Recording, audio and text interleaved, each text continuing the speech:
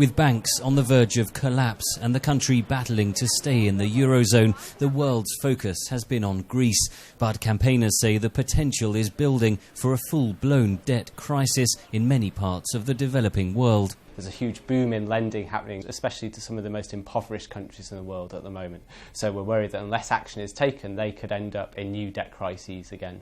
Among the 20 countries described as most vulnerable to a debt crisis is Mozambique. Its economy has been booming massively. It's had huge amounts of lending to the country, but actually poverty is increasing at the same time, and inequality is increasing. So the loans are not necessarily helping in tackling the problems of the country. Nations often borrow on international markets to develop infrastructure, but the Jubilee Debt Campaign says it is often misspent. The group says 20 nations are already mired in debt crises, with many more vulnerable to economic turbulence. It's all tied to the recent financial crisis, says Judith Tyson of the Overseas Development Institute, speaking via Skype from Greece. We've really seen a surge of debt being issued because of the search for yield, which is where investors in primarily in Europe and in the United States are looking for new investments because of the very low interest rates in our economies.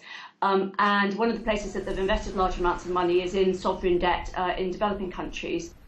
Other countries have been burdened with high debts for decades, says Jones, citing Jamaica as an example. And actually, since the 1990s, they've had huge government surpluses, but the debt has remained because the interest is just so high and the economy has been depressed in the attempt to pay these debts.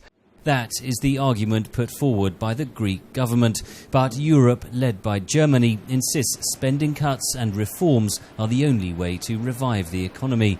For indebted developing countries, there are additional risks. There's a bigger problem is that the debts are all owed in foreign currencies, like the dollar or the euro.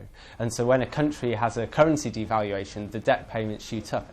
Campaigners are calling for much tighter regulation of lending and debt write-offs for those countries already in crisis. Henry Ridgwell for VOA News, London.